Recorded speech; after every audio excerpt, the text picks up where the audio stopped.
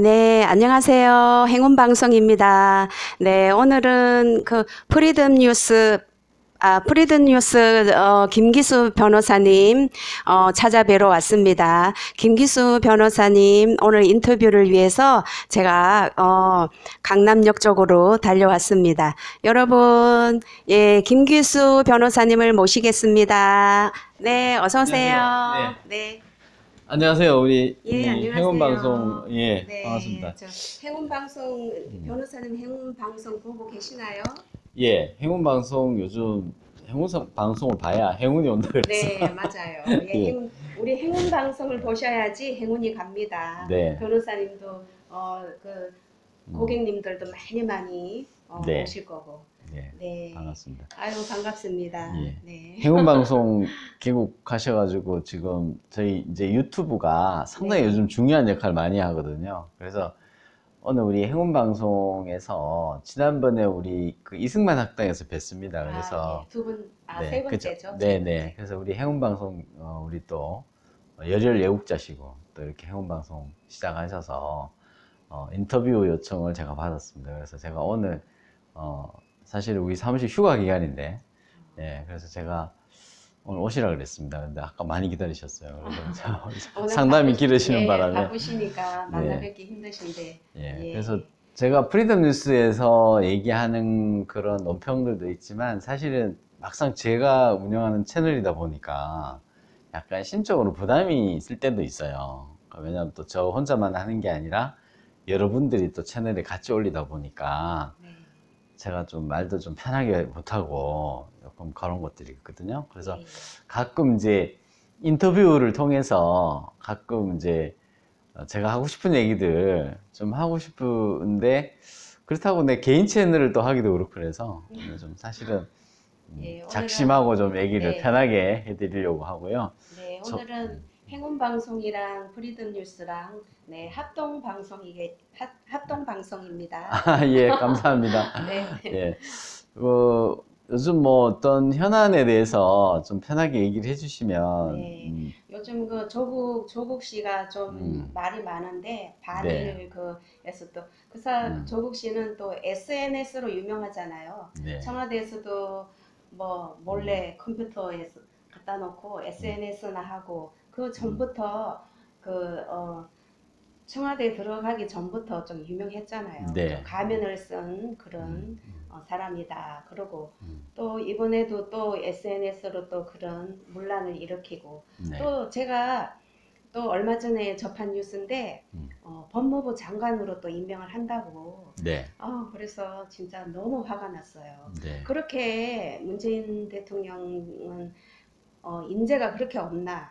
인재가 없으면 음, 그 음, 야당에서라도 네, 좋은 그 훌륭하신 분들 많잖아요. 네, 교수님들이나 박사님들. 그 음, 모셔와도 되는데 꼭 다 했던 사람, 음, 원래 깜도 안 되는 음, 조국 씨를 자꾸 그렇게 네. 등용을 하는지 모르겠어요. 네. 한 제가 볼 말씀 때는, 해주세요. 예, 우리 조국 민정수석에 대해서 요즘 말이 많고, 그, 걱정도 많습니다. 또 말이 많은 분은 조국 수석인 것 같아요. 네. 그래서 참 조국 수석을 바라보면서 참 조국 걱정이 좀 심해요. 그래서 사실 그것이 본인에 대한 걱정이기도 하고, 어쨌든 지금, 얼마 전에 페이스북에 그 징용 배상 판결이 있잖아요. 네, 네. 그거에 대해서 그 판결을 비판을 하면 그거야말로 친일이고 친일이자 매국이다 이렇게 양단 그러니까 흑백론 네. 비판을 하면은 이건 잘못된 거다 이런 얘기를 하는데 그걸 보고 전 정말 깜짝 놀랐습니다. 왜냐하면 조국 교수가 이제 서울법대에 이제 로스쿨 교수로 있으면서 그 본인도 쓴 논문들이 많습니다. 언론의 자유라든가 또 형사소송법 관련된 그런 논문들도 제가 가끔 자주 인용을 해요. 네. 제가 이제 요 뒤에도 있는데 자료들이 그래서 이제 조국 교수 논문을 인용하면 또 인기가 많은지 법원의 판사들도 유심히 보더라고요. 근데 요즘 네. 그 본인이 쓴 논문대로 이렇게 지행합의라고 있잖아요. 네. 네. 그 논문대로 하고 계신지 모르겠어요. 어떻게 그 대법원 판결이 잘못됐다는 거를 이렇게 비판을 하면은 매국이고 친일이 됩니까? 그리고 친일이 왜 나쁘죠? 그렇게 얘기합니다. 왜냐하면 우리나라는 그 친일하고 반민족 행위하고 구분을 못해요. 그리고 얼마 전에 또 이용훈 교수님도 그렇고 또 저 몇 분들이 얘기하셨어요. 우리 김구 선생님도 그렇게 얘기했거든. 친일이 뭐가 나쁘냐? 반민족 행위가 나쁘다. 근데 우리는 친일파, 뭐 친일 청산 이렇게 얘기하는데 그 친일파라는 것은 그 가치 중립적인 단어입니다. 그죠? 그래서 그 친일을 했다, 뭐 이런 것이 매국했다라는 개념으로 지금 우리는 세뇌되어 있어요. 그래서 또 마찬가지로 또 친미다, 뭐 친중이다 그런 것이 어떤 성향을 얘기하는 것이지 그것이 우리 민족 반민족 행위했다, 또 나쁘다, 선이다, 악이다 이런 기준이 어디 있어요. 그럼요. 예, 그래서 그 선악의 기준은 오로지 자기만이 갖고 있다라는 그런 정말 독선이라고 저는 생각이 들고요.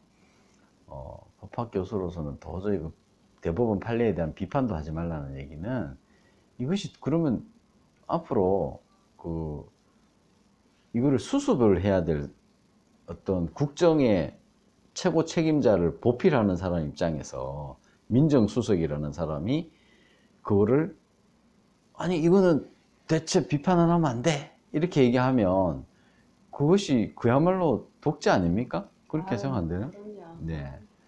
그래서 비판 많이 받고 있고 법무부 장관까지 간다 그러니까 이게 참 아유, 앞으로 말도 안 되는 거다 이렇게 생각되고 죽창가 들었잖아요. 죽창가? 추천. 예, 죽창가 얘기를 뭐 올렸는데 그것이 동학농민운동 할 때 뭐 부르던 노래라고 그래요. 저도 학교 다닐 때 그 얘기를 뭐 우리 그때 부르던 노래들입니다. 오랫동안 부르던 노래들인데 그 조국 수석이 외국에 유학도 다녀왔어요. UC 버클리인가 어딘가 뭐 다녀오기도 하고 했는데 서양의 문물을 접했던 분임에도 불구하고 사고방식은 1970년대, 1980년대 초 그때에 머물러 있다. 그리고 운동하던 그런 시절. 세계관은 1800년대에 머물러 있는 거죠.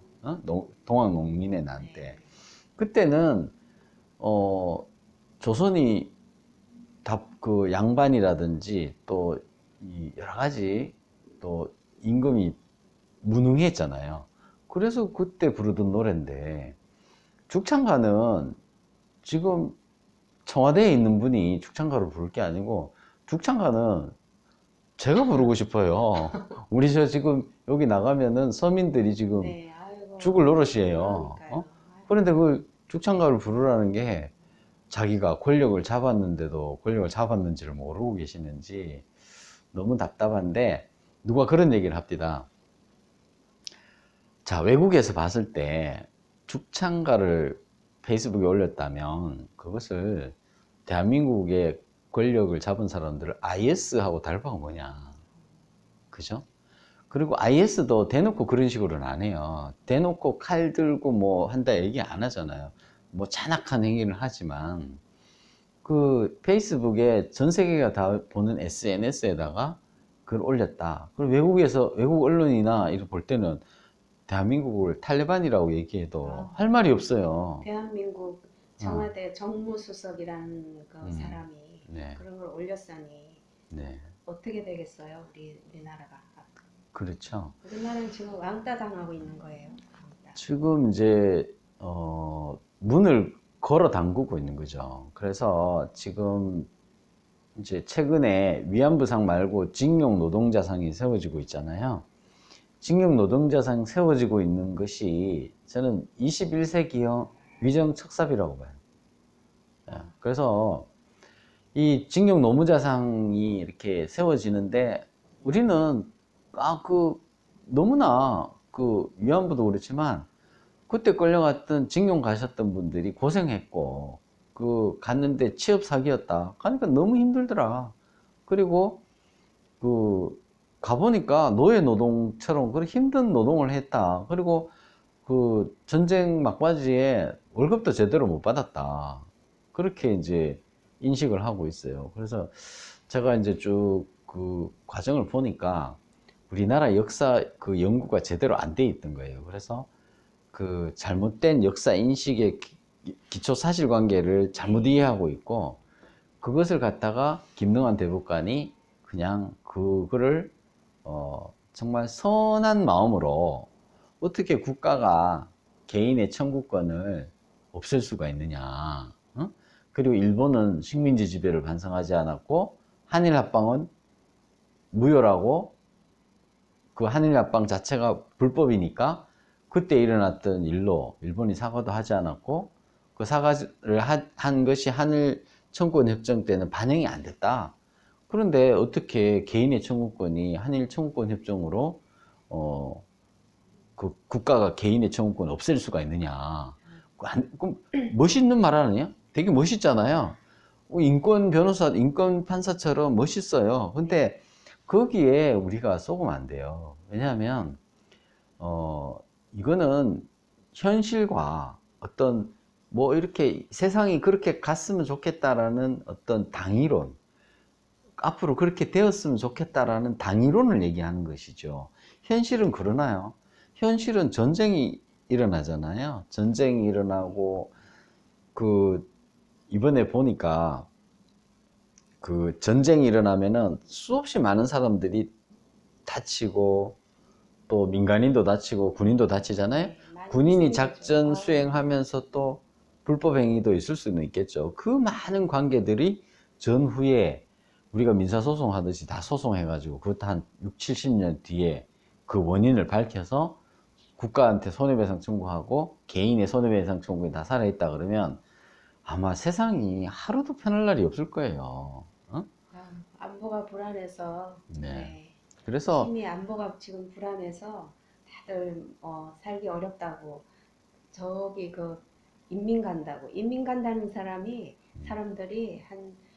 많아요. 제 그렇죠. 주위에도. 네. 근데 70년 전에 또 일제시대 때 있었던 그 징용이 언제입니까? 1930년대 말, 1940년대면은 지금으로부터 80년 전이거든요.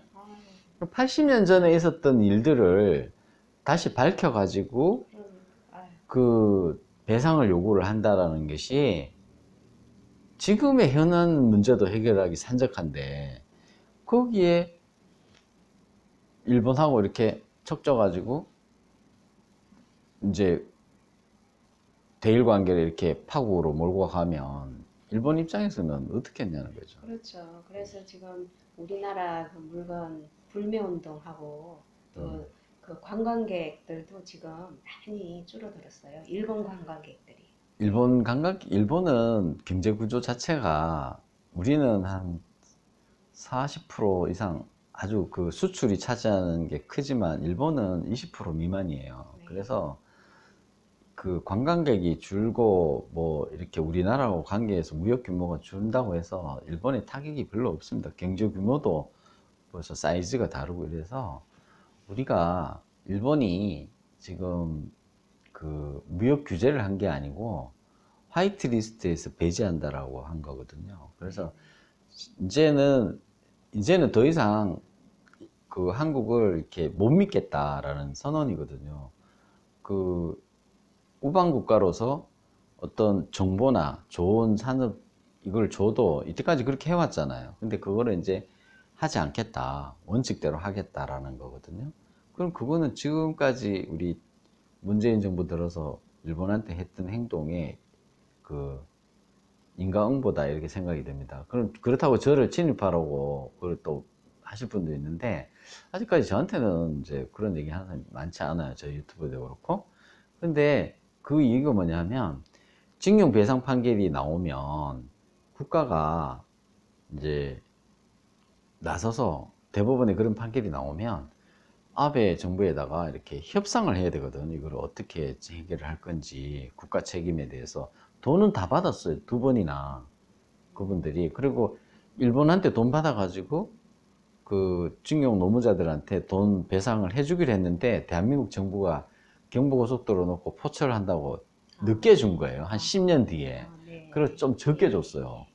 그래가지고 이제 노무현 정부 시절에 이제 야 이래가지고는 안 되겠다. 그래서 정부 차원에서 해결을 하자. 대일 청구권에 포함되어 있다. 네. 이래가지고 그때 이해찬 총리가 있을 때 그 정부 차원에서 이제 조사를 해가지고 대일 청구권 안에 징용 노무자의 청구권도 포함되어 있어서 과거 대한민국 정부가 돈 받았다 하는 건 인정했어요. 네. 네. 해가지고 그때 또 노무현 정부 시절에 또 2차 보상을 해줍니다. 그럼 돈은 다 받았는데 지금 그 징용 노무자들이 하는 얘기가 뭐냐면 아 그때 받은 거는 정부에서 어떤 조치로 받은 거고 그 신일본 제철이라는 그 기업이 나한테 한 불법 행위는 나는 받은 적이 없다라는 거예요.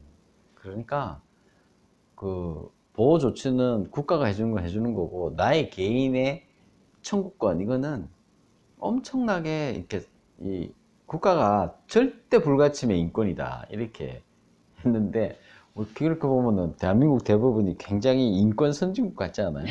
그러니까 엄청난 인권 선진국인데 법은 잘 몰라서. 법은 잘 모르지만 이제 우리 시청자 여러분들께서 네, 이제 그런 거 이해하실 분들도 좀 있을 거라고 봐요. 그래서 제가 뭐 그 외국에도 이제 가끔 그런 경우 있어요. 독일군이 이제 이태리 침공했는데 이태리에 그때 미술품 막 약탈해 간 게 있어요. 네. 독일군이. 그래서 그때 뺏긴 사람들이 독일 상대로 해서 민사소송에서 받은 게 있는데 그거는 이제 아주 직접적인 그 약탈 행위였거든요. 근데 지금 징용 노무자 그거하고는 또 달라요. 그래서 또 국가 간에 일괄 보상 협정이 체결되어 있었고 이런 여러 가지 문제를 슬기롭게 해결을 해야 되는데 지금 정부는 제가 볼 때는 그런 거는 참 네. 기대하기 힘든 것 같아요. 정말 무능합니다. 이번 최악의 무능한 정권인 것 같아요. 이번. 네, 예, 그렇죠. 네. 요즘 집회 같은 거 많이 다니시고 하시는데 지금 또 이렇게 다니다 보면 요즘 경기는 어때요? 제가 한번 물어보고 아유, 싶어요. 최악입니다. 최악입니까? 제가 차 타고 이렇게 지나가다 보면은 음, 빈 점포가 뭐 허다해요. 또 네. 강남 쪽에도 오다 보니까 빈 점포가 뭐 임대 문의하고 이렇게 적혀 있는 데가 아주 많더라고요. 네. 그 우리도 아니, 여기 경제가 보면 우선인데 경제부터 네. 살려야 되는데. 두 가지예요. 네. 아주 하층에 그러니까 우리가 최저임금 같은 거 이렇게 했잖아요. 그러면 내가 어떤 사업체를 하고 있는데 직원이 10명이에요. 그러면은 근무 연차에 따라서 똑같잖아요. 그럼 알바생을 10명 두고 있는데 이제 올랐어. 그럼 8명밖에 못 쓰는 거예요. 그러면은 10명 중에 2명을 누구를 자르겠냐고요. 약간 일 좀 못하고 굶뜬 애를 자르겠죠. 그 제가 볼 때는 최저임금 올리면요. 어떻게 되는 결과로 나오냐 하면 우리가 최저임금을 낮추면 우리가 약간 좀 굶뜨고 일 좀 못해도 그 한 사람 더 쓰는 거예요. 네, 그렇죠. 그리고 또 그것도 보면은 같이 일을 시켜도 왜 좀 빠리빠리하고 일 많이 하는 친구들이 있고 조금 이렇게 요령 피우고 하는 사람 있잖아요. 누구나 다 그렇습니다. 세상살이가. 그런데 그런 게 우리가 같이 살아가는 세상에서 최저임금 올려버리면 약간 좀 사장한테 찍히거나 또 아니면 그 안에서 왕따 당한 사람들, 약간 좀 약한 사람들, 그 그룹에서 약한 사람들이 먼저 잘려요. 그래서 이 절대 이게 최저임금 올리는 게 그 약자 보호가 아니에요. 네, 그렇죠. 그렇죠. 이렇게 편의점도 요즘은 가족끼리 하는 데가 많아요. 알바도 안 쓰고 그리고 24시 편의점을 처음에는 그게 상황됐었잖아요. 요즘은 지금은 인건비 때문에 12시, 1시까지 하는 데도 많고 네. 그리고 이제 가족들이 많이 해요. 그거 이제 예. 가맹점 계약할 때 이제 GS25인데 갔는데 밤에 12시 넘으면 문이 닫혀 있으면 이제 클레임이 들어와요. 네, 네. GS25시 간판 들어 있는데 그 GS25시라든가 뭐 CU라든가 했던 브랜드 가치를 위해서는 24시간 열려져 있어야 되잖아요. 네, 네. 그런데 불 꺼진 CU 이렇게 벌써 브랜드 가치 떨어지잖아요. 그래서 의무적으로 이거를 뭐 한 달에 몇 번은 문 못 닫게 이렇게 서로 계약이 돼 있는 거예요. 그러다 보니까 야, 이거 업주는 밤에는 문 닫고 싶은 거예요. 그렇죠. 어? 그런데 계약 때문에 안 되는 거거든. 그래서 이게 그 할 수 없이 그 힘든 노동 시간에 가족들이 나오는 거죠. 그렇죠. 교대를 예. 가지고. 그러니까 우리 청년 일자리들, 대학생들이 주로 편의점 같은 데는 일을 많이 아르바이트를 하는데 그렇게 인건비 때문에 가족끼리 하는 데가 많으니까 우리 청년들 일자리가 점점 더 줄어들고 그리고 경기가 더 안 좋죠. 경제가. 그리고 그러니까 대기업 지금 대기업들도 지금 많이 억압을 그렇습니다. 하고 정부에서 그러니까 음. 대기업들이 다 외국으로 빠져요. 베트남 뭐 다른 외그 맞아요. 예예. 삼성도 베트남 쪽에서는 자기 청년들 일만 시켜 달라고 땅은 그냥 공짜로 줄 테니까 일만 시켜 달라고 그런대요. 그게 일자리도 저도 옛날에는 이제 로펌에 있을 때 뭐 직원들도 많이 두고 했지만 어쨌든 사람이라는 거는 직원이라는 거는 능력이 다 달라요. 그래서 좀 일을 천천히 하면서도 그렇게 이렇게 찐득하게 하는 친구가 있고 또 빨리 처리하고 자기 볼일 보고 막 이런 애들이 있어요. 그래서 우리가 주 52시간 이것도 어떻게 보면은 일을 빨리 못하는 사람도 있고요.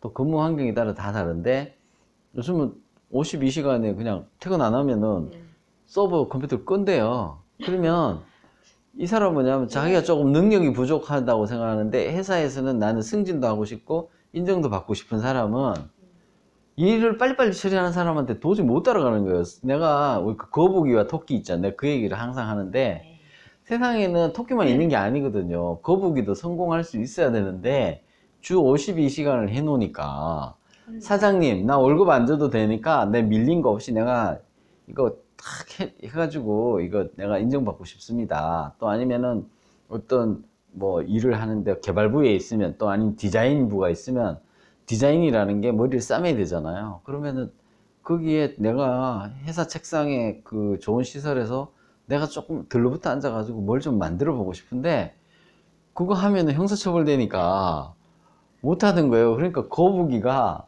평생 거북이로 살아야 되는 거예요. 그래서 나는 참 주 52시간 그거 보면 아니 그럼 거북이는 죽으란 말이야? 진짜 그런 생각이 들더라고요. 맞아요. 응? 하고 싶은 일을 못하게 하니 시간을 그렇게 딱 제약을 하니까 그럼요. 공무원들은 좋겠죠. 공무원들은 공무원들은 뭐 아주 요즘 그냥 시간만 땡 하면 그냥 요즘 퇴근하고. 공무원들은 또 아유. 옛날에 어떻게 했냐면은 공무원 뽑을 때 젊은 애들만 나이 정년이 있었어요. 네네. 근데 이제 공무원 노조가 아니 왜 나이 정년을 하냐 그러면서 나이 정년을 없앴어요. 그러니까 이제 그러면 공무원 40대 50대 된 사람들이 그럼 공무원 머리가 좋은 사람들이 좋은 학벌 가진 사람들이 공무원 시험 쳐서 들어오는 거예요.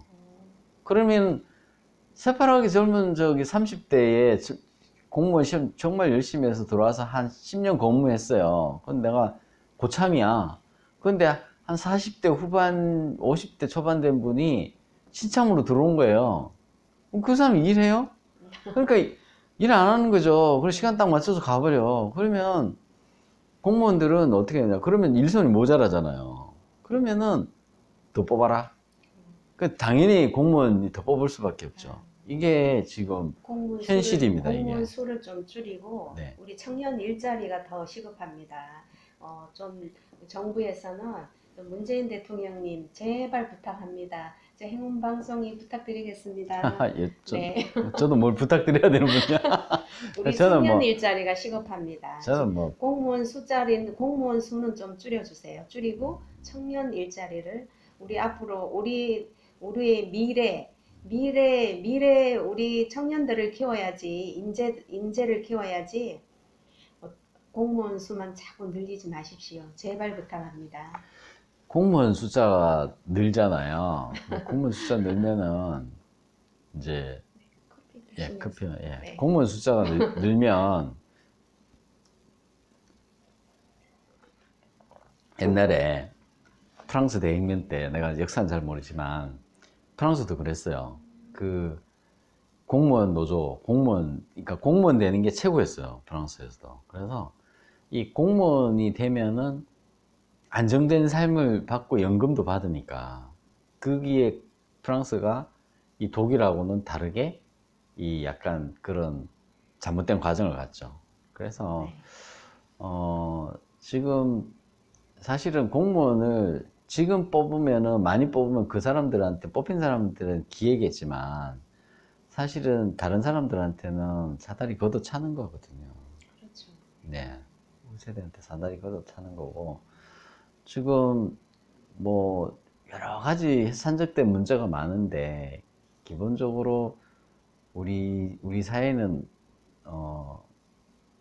뭔가가 대한민국의 건국을 시기하거나 부정하는 도저히 인정할 수 없는 그런 사람들의 어떤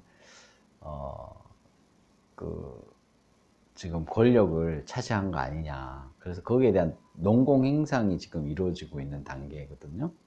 그 지금 그저께도 야 이게 뭐 민주주의 국가가 맞느냐. 그래서 김경수 얘기 안 할 수가 없는데 네. 오늘 형원방사 처음 출연하니까 내가 좀 네, 네. 다양하게 얘기를 다양하게 많이 어저께 좋은 휴가 말씀 갔잖아요. 해주세요. 휴가 네. 가서 휴가 갔다 온 것도 뭐 쇼냐 그랬는데 제가 휴가 가가지고 김경수 도지사 불러가지고 같이 편하게 웃고 즐기는 거 보니까 정말 좀 이거는 정말 국민을 돼지로 하냐.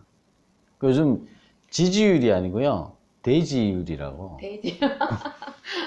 국민 중에 네. 이 돼지가 차지하는 비율이라 이거예요. 그러니까 문재인 지지하는 건 돼지다 이렇게 얘기하는데 이게 우리가 세뇌가 당해서 개돼지가 되는 거 아니냐 뭐 그런 얘기 많은데 이승만 대통령께서 그렇게 힘든데도 국민들에게 폄하를 안 했대요. 그래서 저도 아유 이제 정말 제 입에서 개돼지 얘기를 안 하려고 저는 한 번도 해본 적 없는데 정말 그 김경수를 지금 재판받고 있지 않습니까? 그리고 1심에서 유죄가 난 네, 아직까지 죄인이죠. 1심에서 대한민국 검찰이 기소를 했고 특검이 기소를 했고요. 특검이 뭡니까? 국회가 뽑아준 특검이 수사를 해서 기소를 했고 그 1심 판결문에 문재인이란 말이 수십 번 나옵니다. 1심 판결문 안에. 그렇게 부정선거와 관련돼 있어요. 사실은. 대통령 선거 기간에 지방선거뿐만 아니라 대통령 선거 기간에 있는 게 또 나오는 거예요. 그래서 그렇게 부정선거에 관련돼 있는 핵심적인 인물을 도지사라고 자기가 아낀다고 휴가 가서 공무도 아니고 휴가 가서 옆에 있다는 걸 굳이 안 해도 되는 얘기잖아요. 굳이 김경수를 거기에 텔레비에 안 세워도 화면에 안 받아도 되는 거예요. 공무상 도지사를 만나갖고 대통령이 지방자치단체장을 만나서 옆에 뭐 밥 먹는 장면이 나오면 어쩔 수 없지만 지금 휴가 때 김경수를 불렀다는 거는 지금 재판하고 있는 판사들한테 압력이 안 가겠어요. 대통령이 휴가 때 편한 옷차림으로 대통령하고 밥 먹는 사람인데 그 사람을 재판하고 있는 판사한테 압력이 안 가겠냐고요. 이거 보라고 한 거나 마찬가지고. 그렇죠. 그 메시지 주는 지금 거죠. 메시지 주는 정치를 하고 있잖아요. 문재인이. 그래서 문재인이 지금 하고 있는 메시지 정치, 이미지 정치에 극단적인 거예요. 그래서 그 아주 선량한 모습으로 김경수하고 밥을 먹는데 우리가 4.19 혁명이 왜 일어났습니까? 부정선거 때문에 일어난 거 아닙니까? 이승만 대통령을 그렇게 욕하면서 부정선거에서 물러난 사람으로 매도를 했잖아요. 그리고 유신헌법도 철권 통치해서 90몇 프로 지지받았다고 결국에는 그런 거였단 말이에요. 부정하게 집권하고 장기 집권했다고. 그런데 장기 집권이나 김경수의 드루킹 뭐가 다릅니까? 그래서 그렇게 했던 사람은 휴가 때 굳이 안 불러도 되는 사람이에요. 휴가 때는. 그리고 어떤 사람이 휴가를 가면은 휴가를 같이 간다는 거는 친형제도 같이 안 가는 거잖아. 왜 그렇게 김경수를 아끼고 그러는지 모르겠네요. 김경수를 아끼는 게 아니라 제가 볼 때는 한 몸이라고 봐야죠. 그렇기 때문에 김경수가 모든 걸 다 알고 있는데 모든 걸 다 했잖아요. 법원에 가서 열심히 싸우라고 격려해 주죠. 김경수가 무너지면 어디 되죠? 문재인이 무너지잖아요. 그러니까는 그렇게 자기 이너 서클 안에는 단단히 하는 거죠. 이게 청와대에서 친인척이나 이런 거 관리하고 하는 게 민정수석이 하는 거예요. 근데 조국 수석이 외교를 하잖아요. 그러니까 민정이 민정을 안 하고 외교부 장관은 저기 무슨 아프리카를 갔는데 강경화는 원래 허수아비, 아프리카는 허수아비. 어떤 데 가냐면 행안부 장관이 가는 거예요. 가서 네네네. 우리가 행정 경험 이런 거 주고 이제 뭐 저기 수도 또 우리가 일반 그런 거 있잖아요. 네. 그 행정 조직 네. 이거 전산 시스템 이런 거 수출하고 또 고문관 이렇게 도와주고 이런 거 이제 많이 합니다. 또 아니면 산자부 장관이나 이런 사람이 가서 이제 기술 협력 해주고 우리가 그런 일을 많이 했어요. 근데 외교부 장관이 갈 이유가 전혀 없는 거예요. 왜냐하면 외교적인 현안이 있어가지고 갈등이 전혀 없거든. 외교부 장관이 왜 갔는지 모르겠어요. 그러니까 저도 이해가 안 가요. 저는 뭐 잘 모르는 정치에 대해서 잘 모르는데도 이해가 안 가요. 차라리 가서 우리는 뭐 한물간 얘기지만 그 저기 저 옛날에 그 뭐야 그 냉전 시기에 미국 편도 아니고 소련 편도 아니고 우리는 비동맹이다. 어? 비동맹 외교를 하러 다니는데 북한이 그 틈을 파고 들었잖아요. 뭐 그런 것도 아니에요. 지금 관계가 간 거 보면. 어? 제가 볼 때는 비동맹인가? 동맹인가? 이 사람이 정체성이 없어요. 그래서 강경화는 허수아비예요, 허수아비. 아무튼 뭐 저기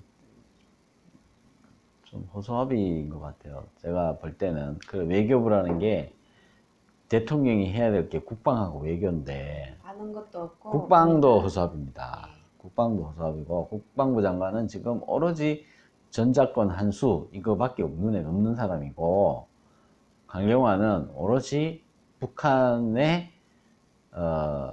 그 체제 유지 또 북한하고 북한 달래기 쉽게 말하면은 그래서 이제 이 북한의 그 트럼프가 해놓은 그 대북 제재 푸는 거 이게 이제 목적이에요. 그래서 제3자 가서 저 변두리 국가를 가는 거예요. 가서 무슨 얘기를 하는지 모르겠어요. 그러니까 꼭 그 외국에 그 외교를 한답시고 가는 데가 꼭 후진국만 그렇게 돌아다니고 예. 네. 그게 뭐 가서 뭐 외교입니까? 정말 저는 거기 가서 또 북한 대사관 사람들하고 또 무슨 다 같이 저쪽으로 만나가지고 할 것 같아요. 저쪽. 그 이러다 우리 북한 잡혀가는 거 아니에요? 북한에 가서 그런 사람들하고 그 만나면 안 됩니다. 그래서 내가 이제 아니 저는 그 못 봤으니까 내가 근데 그 저 제3국에서 그런 것들이 그 북한 공작원들이 있을 수 있어요. 그래서 그렇죠. 아, 그 외교부 장관이 그 잘못하면 납치될 수도 있단 말이죠. 그래서 조심하셔야 돼요. 그래서 우리나라에도 그 난파 간첩이 그 황장엽 그 옛날에 그 돌아가신 분, 그 황장엽 씨가 그랬잖아요. 5만 명이 지금 퍼져 있다고. 난파 그렇습니다. 간첩이 심각해요. 그- 우리나라 그 안보가 불안해서 좀 네. 심각하다니까요. 지금 안보는 제가 볼 때는 이제 뭐 상당히 그 어떤 지금 요즘 뭐 유튜브에 이충근 박사님도 있고 또 뭐 신인균 국방 예 저는 예 그 국방팀인데 저는 이제 송영선 저 의원을 네, 자주 네. 봅니다. 네. 그리고 왜냐하면 이제 그 전공했는 부분이 있으니까 국제정치학 전공했는 부분이 있고 한데 또 저는 나름대로 이렇게 생각해요. 그 우리가 이제 뭐 많이 알려져 있지만은 지금 중국하고 미국하고 패권 경쟁이 일어나고 있다. 이러면서 한국이 어떻게 바뀔 거냐 이렇게 보는데 아주 쉬워요. 그래서 이제 옛날에는 일본이 셌잖아요. 그래서 일본하고 한국하고 이렇게 한 덩어리였다, 한 덩어리. 그러다가 이제 만주에서 중국까지 해서 이렇게 큰 덩어리였는데 일본을 잡아다가 이렇게 잘랐죠. 다 만주 띄고 다 띄고 대만도 떼고 다 따는데 제일 핵심이었던 게 한국에 있는 거를 일본하고 딱 잘라가지고 이제 이 일본과는 독립을 시켜야지 일본이 약해지잖아요. 근데 예를 들어서 저는 우리 친일 청산 하는데 제일 중요한 게 우리의 친일 청산은 두 가지입니다. 인적 청산과 물적 청산인데요. 인적 청산과 물적 청산인데, 인적 청산은 뭐냐면 반민족 행위자를 받아다 벌 주는 거죠. 그리고 전범을 잡아다가 하는 건데, 전범 잡아다가 한 거는 저기 미국이 대신 했어요. 미국이 이제 도쿄 재판소에서 해서 다 했고, 이제 우리 한국에 있는 친일 반민족 행위자에 대해서 반민특위가 활동이 좀 신통치 않다라는 그런 비판이 있습니다만은, 그 당시에 좌익들의 준동이 너무 심했기 때문에 진행이 못 됐던 거고요. 물적 청산은 미군이 다 했습니다. 일본인 재산들을 다 뺏어가지고 대한민국 정부에다 다 줘버렸어요. 근데 재산을 다 뺏는 거는 일본의 총독부 재산만 뺏은 게 아니고, 일본인들이 그냥 덩달아 따라와서 공무원, 가족, 사업하던 사람들, 그 공장, 이런 거 기업, 그 당시에 주식회사가 다 있었어요. 그 주식까지도 싹 뺏어가지고, 한 푼도 남김없이 미군정이 다 뺏어가지고, 그거를 일부 팔아가지고 현금도 만든 상태에서 이승만 대통령이 이제 이 대한민국을 건국했는데, 거기에다 다 넘겨준 거예요. 그래서 이제 그게 그 일본 재산 팔았는 돈으로 대한민국 첫 정부의 월급이 나간 거예요. 미군 정층이 쓰던 돈을 그대로 통장을 넘겨받아 가지고 했는데, 그 국가가 굴러간 게 일본 재산을 뺏어 가지고 했으니까 일제 잔재 청산은 미군이 먼저 했다는 거예요. 미군이 먼저 했는데, 그 한일 청구권 협정이라는 게 1965년도에 이루어지는데, 그게 무슨 의미가 있냐면, 한일 청구권 협정은 이 프로토콜이에요. 그 뒤에 이제 그 문화재 반환, 그 다음에 청구권 협정, 그 다음에 영주권 서로 인정해 주는 거, 뭐 도서 반환, 뭐 이런 것들이 쭉 있어요. 프로토콜이고, 제일 중요한 거는 한일 국교 수교를 하면서 1조에 이렇게 했어요. 일본이 썼어요. 한일 합방은 무효로 한다. 이렇게 썼어요. 한일 합방은 무효로 한다. 그리고 이제 부속 협정에서 이 일본이 미군이 뺏었던 거, 그거 다 인정한다. 포기한다. 그래가지고 일본 사람들이, 그때 내가 한번 저 공화당 거기서 한번 제가 얘기한 적이 있잖아요. 네, 그 팟캐스트 할 때. 팟캐스트 할 때 일본은 국내에서 재산권 조치법이라는 걸 만들어서 일본 사람들의 한국인에 대한 재산적 청구나 위자료 청구나 이렇게 재산 몰수당한 거, 민간인들, 네. 그거를 포기시키는 법을 만들어 버렸어요. 그래서 일본 사람들 아예 그 청구 자체가 안 되도록 일본 국내법으로 딱 봉쇄를 해버렸죠. 어떻게 보면 한국보다 더 강하게 일본 사람들이 자기 스스로 우리 국민들한테 한국에 대해서, 당신들이 일제시대 때 한국 들어가서 거기서 돈 잘 벌고 잘 살았지? 한국에 두고 나온 재산 못 찾습니다. 우리 일본 정부가 한국하고 수교를 했고, 그걸로 인해서 앞으로 영원히 일본 사람들은 한국 정부나 한국 국민한테 그 재산 돌려달라고 하면 안 됩니다. 그리고 그걸 법률로 만들어 버렸어요. 그러면 제일 중요한 게 재산 아닙니까? 재산. 저도 제가 변호사 하면서 초기에는 이혼 소송 많이 해봤는데 엄청 싸우는데 사실 돈으로 다 해결돼요. 돈으로 다 해결돼요. 네. 다 돈 때문에 싸워요. 돈 때문에. 형제간의 소송도요. 그럼요. 형제는 돈 때문에 싸워요. 네. 돈. 상속 때문에 싸워요. 그런데 하물며 핏줄을 나누고 살던 사람도 그런데, 그 일본 사람들이 있던 재산을 싹 뺏어가지고 우리가 가졌거든. 그리고 그걸 다 인정한다 그랬어요. 이거만큼 더 큰 속죄가 돼요. 1965년. 1965년. 그래서 국가의 물적 토대가 그걸로 해서 이제 일본이 대일 청구권에서 포기했는 게 사실 그게 더 커요. 엄청나게 더 커요.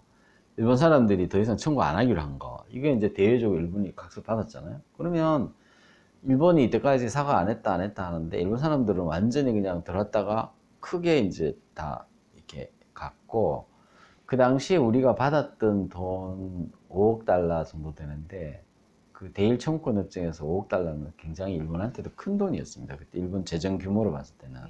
재정 규모의 1년 재정이 한 몇십 프로 되는 걸로 알고 있어요. 그런데 이제 그 그런 과정을 이제 겪었고 1965년도에 일본이 서면으로 한일 합방을 무효로 한다는 것을 딱 일본 내무 대신 썼어요. 근데 이거는 뭐냐면 1910년도 합방되고 나서 1919년도에 3.1 운동을 했잖아요. 그럼 3.1 운동을 하고 나서 1965년도가 되었어야 일본한테 제대로 항복을 받은 거예요.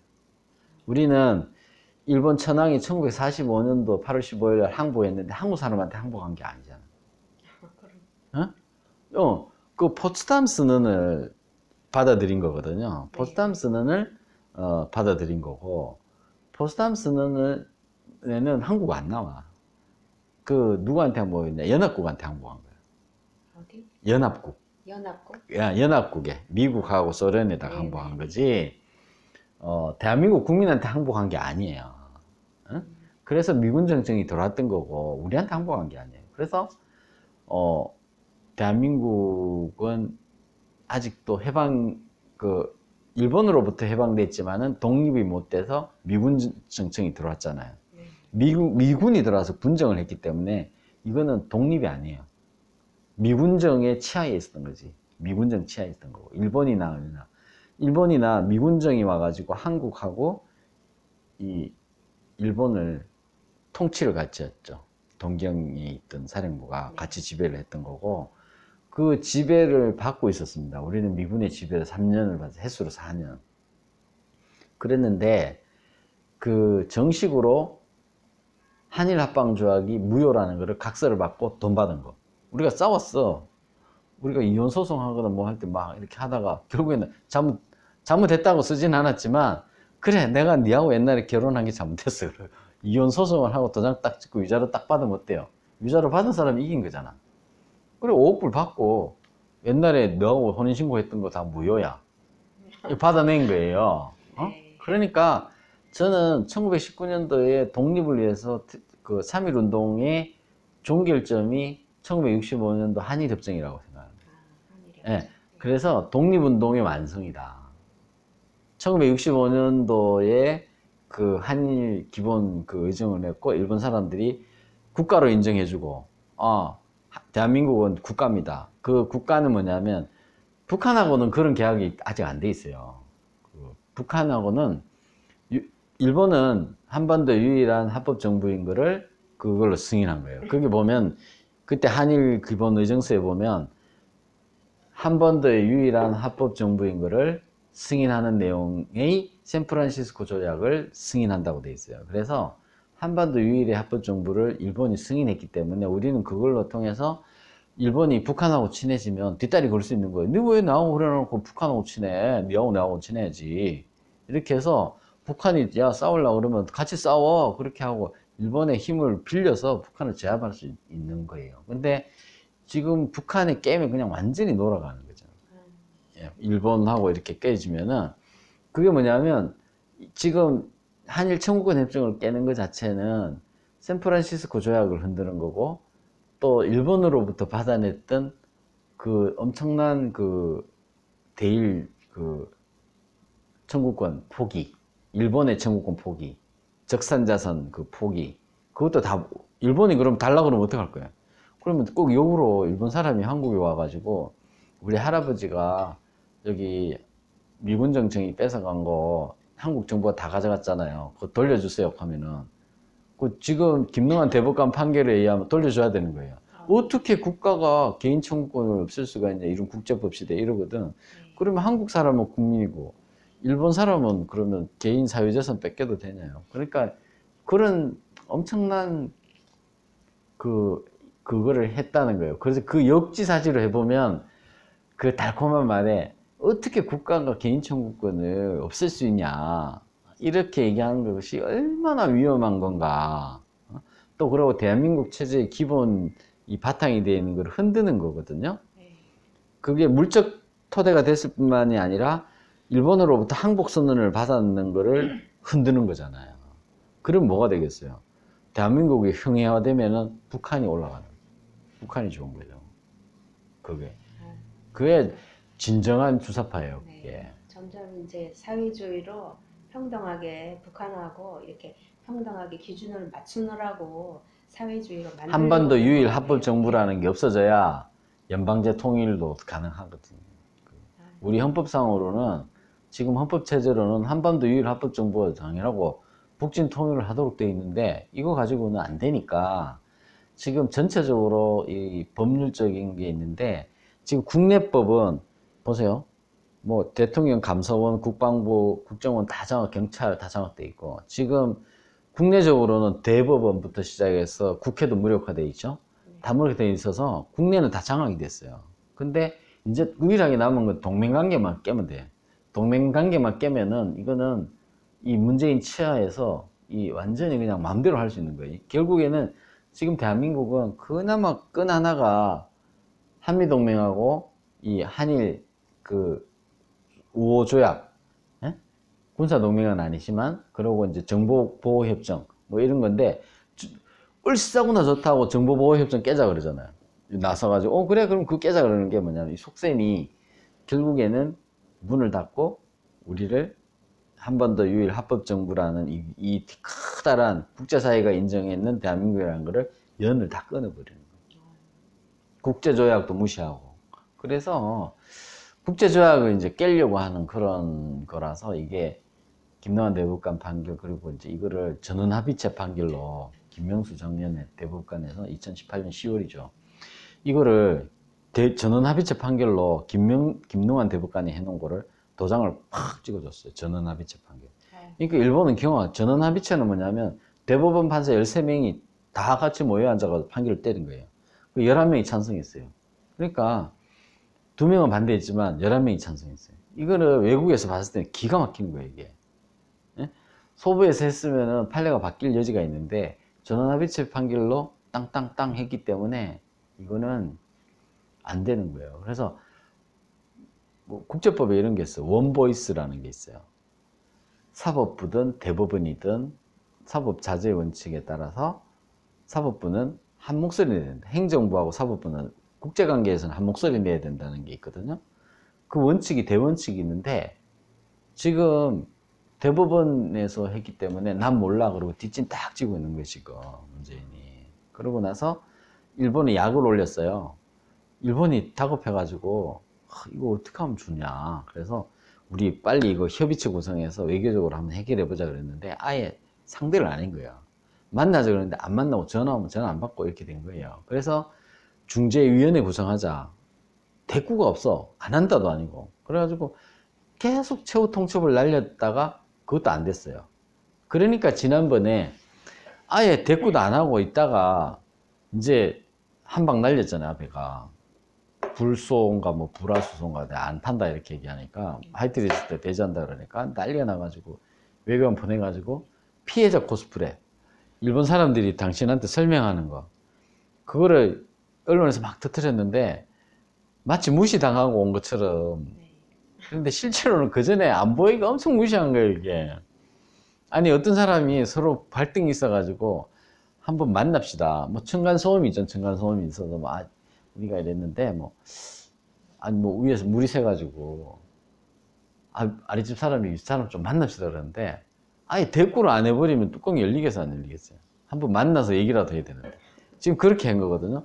물을 흘려놓고 안 만나게 한 거예요. 그래서 오늘 막 얘기가 너무 길어졌는데 아유, 아니 예, 이렇게 너무 귀하고 길어졌어요. 또 예. 귀하고 좋은 말씀을 이렇게 우리 행방송에서 또 이렇게 네. 해주셔서 너무너무 감사합니다.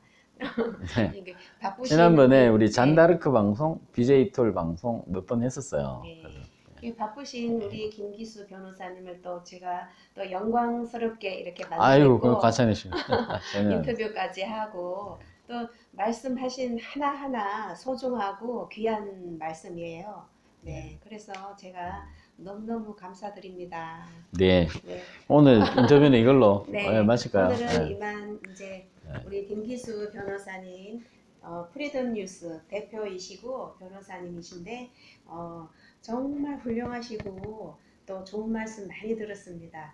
여러분, 네, 행운방송 또 프리덤 뉴스 좋아요, 구독 눌러주시고요. 네, 승승장구 할 수 있도록 여러분 격려와 박수 부탁드립니다. 여러분 감사합니다. 네, 감사합니다. 예, 변호사님 감사합니다. 네, 감사합니다. 저는 이제 물러가겠습니다. 네.